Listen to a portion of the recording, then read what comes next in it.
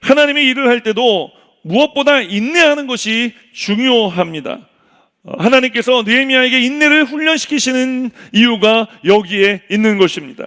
느헤미야는 지금 자신이 가진 신분과 처지로는 오를 수 없는 자리에 올라가 있지 않습니까? 이 자리에 누가 올려주셨어요? 하나님 올려주신 것입니다. 하나님의 놀라운 기적적인 역사를 경험한 것입니다.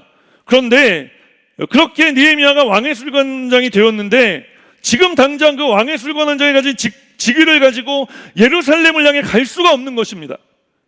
하나님께서 그를 기다리게 하시는 거예요. 자, 하나님께서 왕의 술관원장이 되게 하신 다음에 쭉쭉쭉쭉 일을 해 나가시면 얼마나 좋습니까? 그런데 그렇게 하지 않으시는 거예요. 그 이유가 있지 않겠습니까? 하나님께서 왜 그렇게 하시는 것일까요? 그에게 인내심을 훈련시키기 위해서 그렇게 하시는 것입니다.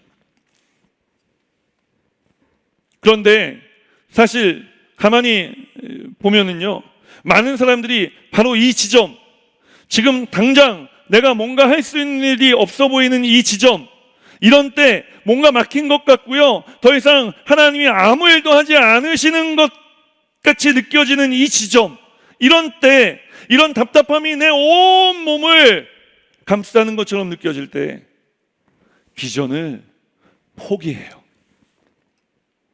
사랑하는 여러분, 오늘 이런 지점, 이런 때를 지나고 계신 분들이 계시지 않습니까?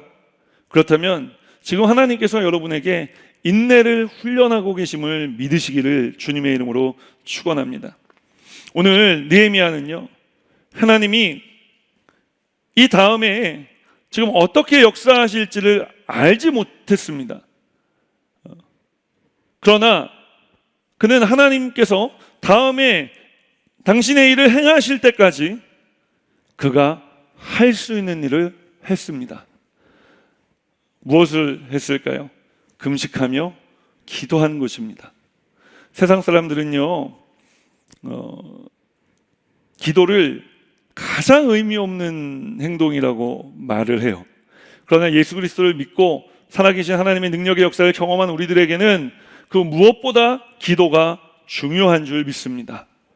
어떠한 순간에도 여러분 기도를 내려놓지 말게 되시기를 주님의 이름으로 축원합니다. 여러분, 이와 마찬가지로 기도가 바로 하나님과의 대화라는 거예요. 우리가 기도를 통해서 하나님이 나를 향해 어떤 생각을 하고 계시는지를 알 수가 있는 것입니다. 하나님이 내 인생에 어떠한 계획을 가지고 계시는지 우리가 기도를 통해 알 수 있는 것입니다. 기도하는 사람은요, 하나님의 때를 알고 하나님을 이해하기 때문에 기다릴 수 있게 되는 거예요. 오늘 인내를 훈련받고 계신 분들이 계시다면 기도로 견뎌내게 되시기를 주님의 이름으로 축원합니다. 꿈만 꾸는 사람이 되지 마시고 꿈을 이루는 사람이 되시기를 주님의 이름으로 축원합니다. 하나님의 일이 내 삶을 통해 이루어지는 놀라운 기적적인 삶 살아가게 되시기를 주님의 이름으로 축원합니다.